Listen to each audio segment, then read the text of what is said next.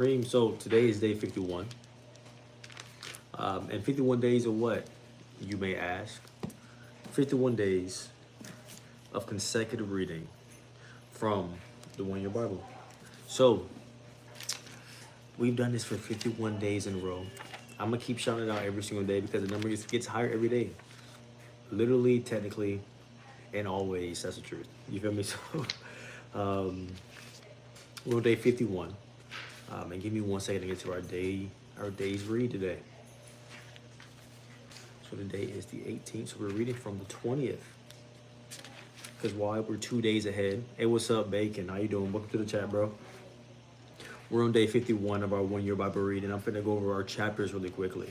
So, hey, how you doing? How's your day been, bro? How's your day been? So we're gonna read it from Leviticus 9:7 through 10, and then on verse 20. Then following up with Mark 4:26 through 5, ending on verse 20. Rounding that with Psalms 37:30 through 40, and then finishing off with Proverbs 10:6 through 7. Thank you for joining me. Thank you for the likes on the stream already. As always, I appreciate that. And without further ado, let's get into our reading for day 51 with Leviticus 9:7 through 10, and on verse 20. So, then Moses said to Aaron, "Come to the altar and sacrifice your sin offering and your burnt offering to purify yourself and the people. Then present the offerings to the people to purify them, making them right with the Lord, just as he has commanded." So Aaron went to the altar and slaughtered the calf as a sin offering for himself. His sons brought him the blood and dipped his finger in it and put it around the horns on the altar. He poured out the rest of the blood at the base of the altar. Then he burned on the altar the fat, the kidneys, and the long lobe of the liver from the sin offering. Just as the Lord had commanded Moses, the meat and the hide, however, he burned outside the camp. Next, Aaron slaughtered the animal for the burnt offering. His sons brought him the blood, and he splattered against all the sides of the altar. Then they handed him each piece of the burnt offering, including the head, and he burned them on the altar. Then he washed the internal organs and the legs, and burned them on the altar along with the rest of the burnt offering. Next, Aaron presented the offerings of the people. He slaughtered the people's goat, and he presented it as an offering for their sin, just as he had first done with the offering for his own sin. Then he presented the burnt offering and sacrificed it in the prescribed way. He also presented the grain offering, burning a handful of flour mixture on the altar, in addition to the regular burnt offering for the morning. Then Aaron slaughtered the bull and the ram for the people's peace offering. His sons brought him the blood, and he splattered it against all the sides of the altar. Then he took the fat of the bull and the ram, the fat of the broad tail, and from around the internal organs, along with the kidneys, the long lobes of the livers. He placed these fat. Now, bro, I always got to support creators like you. Hey, I appreciate it, bro. I appreciate it. Portions on top of the breasts of these animals and burned them on the altar. Aaron then lifted up the breasts and the right thighs as a special offering to the Lord, just as Moses had commanded. After that, Aaron raised his hands toward the people and blessed them. Then, after he presented the sin offering, the burnt offering, and the peace offering, he stepped down from the altar. Then Moses and Aaron went into the tabernacle, and when they came back out, they blessed the people again. And the glory of the Lord appeared to the whole community.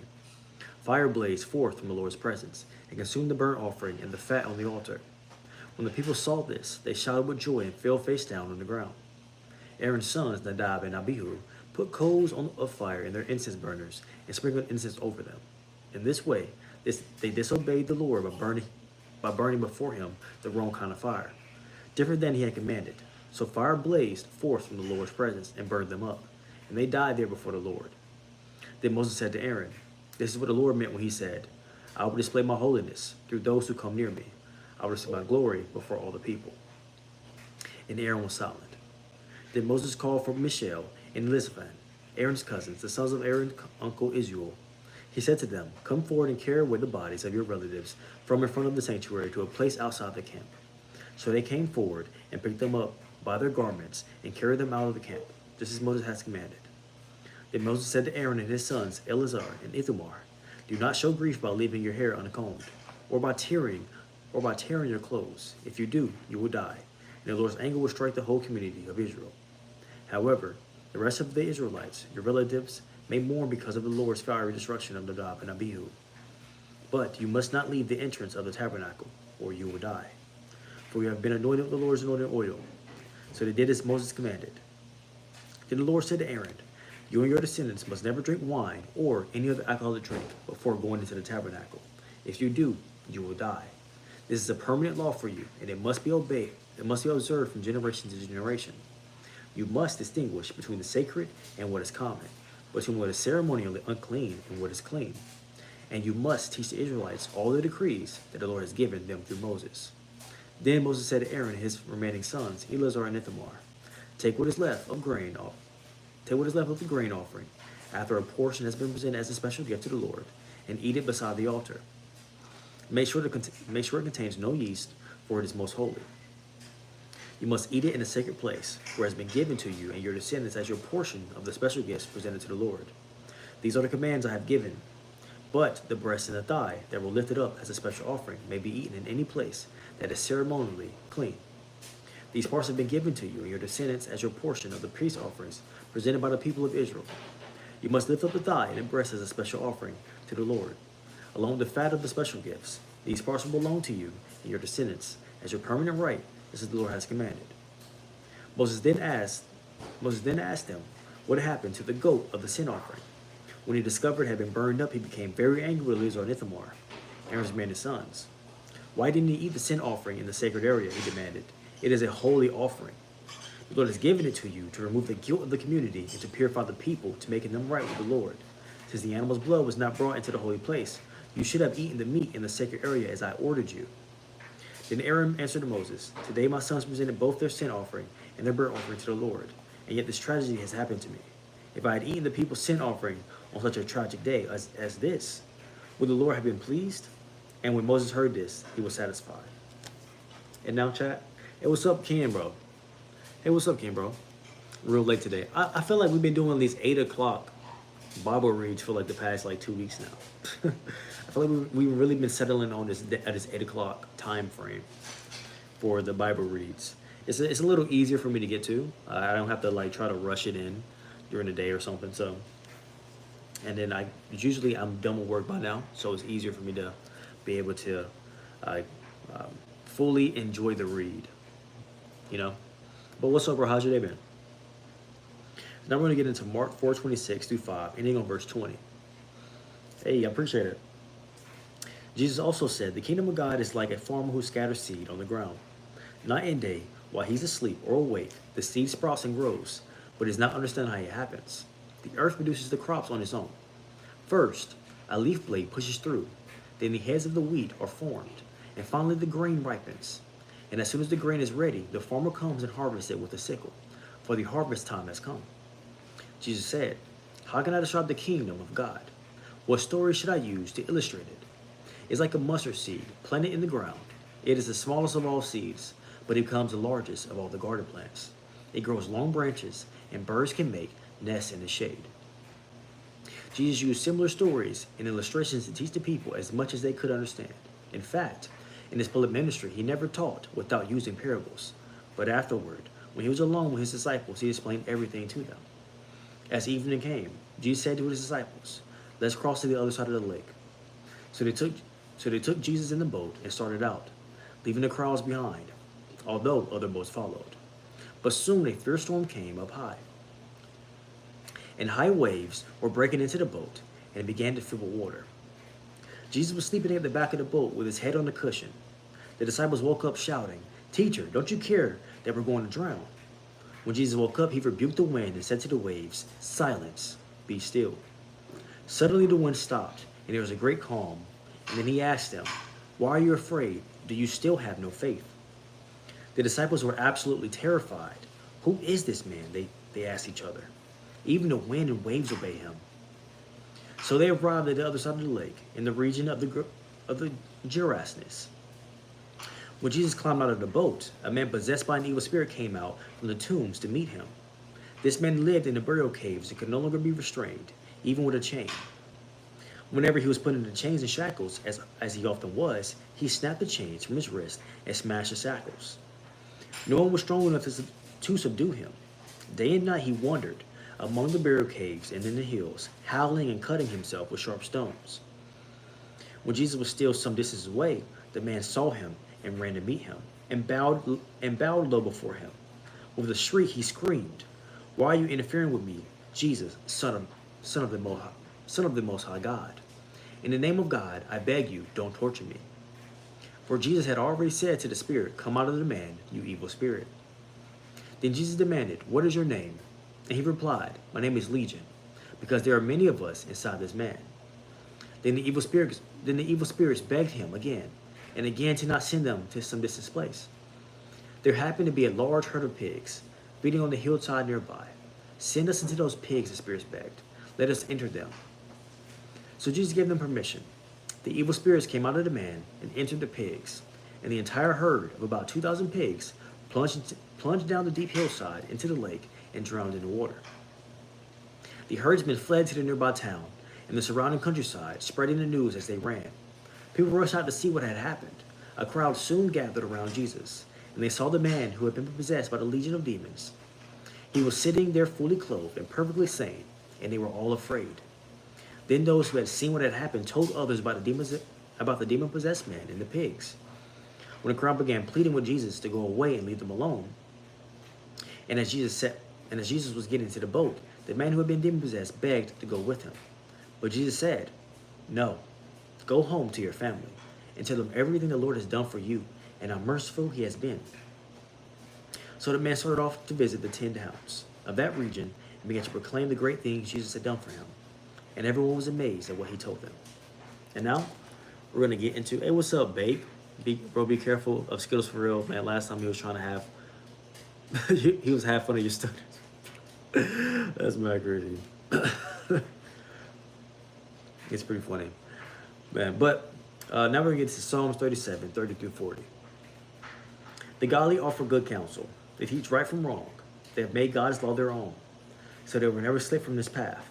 The wicked wait in ambush for the godly, looking for an excuse to kill them. But the Lord will not let the wicked succeed, or let the godly be condemned when they are on trial. Put your hope in the Lord. Travel steadily along his path.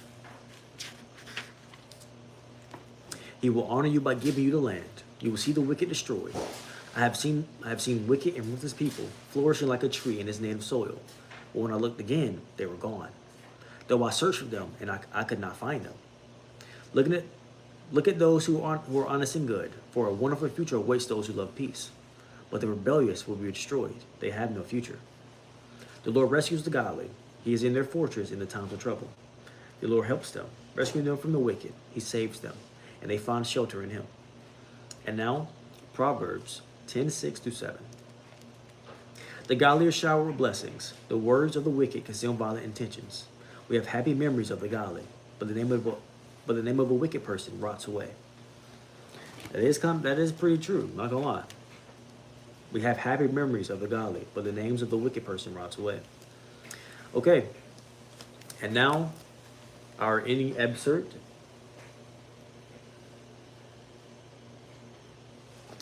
of the day is even a demon. Okay, even in the face of verifiable miracles, men are capable of doubt. The wandering Israelites watched God send down fire on the altar, descend onto the tabernacle in a cloud, and even take the lives of a couple boys who did not follow directions. Yet some still doubted. In the days of Jesus, he could feed and heal thousands. Yet many rejected him.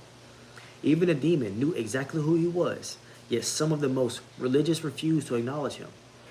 When you consider all that God has done, do you know who he is and accept him? And that bar comes from, even a demon knew exactly who he was, yet some of the most religious refused to acknowledge him. When you consider all that God has done, do you know who he is and accept him? Do you accept? You feel me? We see a lot of things. We see a lot of things happen. A lot of miracles happen. But do you accept those kind of miracles into your life? Bars. Do you though? Or we ignore them and act like they're not happening? Sometimes I've ignored it, but hey, I feel like sometimes it's just too obvious. Sometimes it's literally too obvious. So are you ignoring the things that God is doing in your life, the things that He is changing, or are you open? Are you willing to accept, and rejoice in those things and be glad in it? Oh yeah, that I remember one of the songs back in the days when I was in church, when I was singing in the choir. Okay, but just to go over our reading today, right, chat? So we read from Leviticus 9:7 through 10, ending on verse 20. Then we follow that up with Mark 4:26 through 5, ending on verse 20 as well. Then we also read from Psalms 37 through 30, 37, 30 through 40, and then, oops, I skipped it. Oh no, I didn't. And then Proverbs 10:6 through 7. And let's read this one more time, right? Even in the face of verifiable miracles, men are capable of doubt. The wandering Israelites watched God send down fire onto an altar, descend onto the tabernacle in the cloud, and even take the lives of a couple boys who do not follow directions. Yet some doubted. In the days of Jesus, he could feed and heal thousands, yet many rejected him. Even the demon knew who he was, yet some of the most religious refused to acknowledge him. We consider all God has done. Do you know who he is and accept him? God done a lot. Do you notice those things, and do you accept them, and do you accept it? It's been a lot done for you. I know we get upset when it's not the things that we want to be done exactly when we want them to be done, but do you acknowledge the things that are done for you specifically because you asked for them and they showed up? You probably just forgot about it. You feel me? So how about we stop forgetting and how about we remember that? You feel me? And accept those miracles into our life. You feel me? That's how we're gonna wrap up today's reading, man. Remember to acknowledge and accept those miracles that God's put in your life. Don't deny them because they didn't happen when you wanted them to happen. They still happened, right? Don't deny it because it didn't happen when you thought it was. It still happened. So that's how we're going to end in today's reading off on. So let's go ahead and hit this outro. And thank y'all for joining me. Thank you for joining me once again, as always. We are the Limitless Core, baby. I appreciate you. Might even love you, but I'm for sure glad you woke up today. Y'all go have some good dinner. I'm about to eat dinner myself. You feel me? In facts, don't block your blessings, right? Don't block your blessings. Thank y'all for joining me, and I appreciate y'all. Hey, Ken, have a great night. Hey, Bacon, have a great night. Thank you for joining me tonight, man. Peace.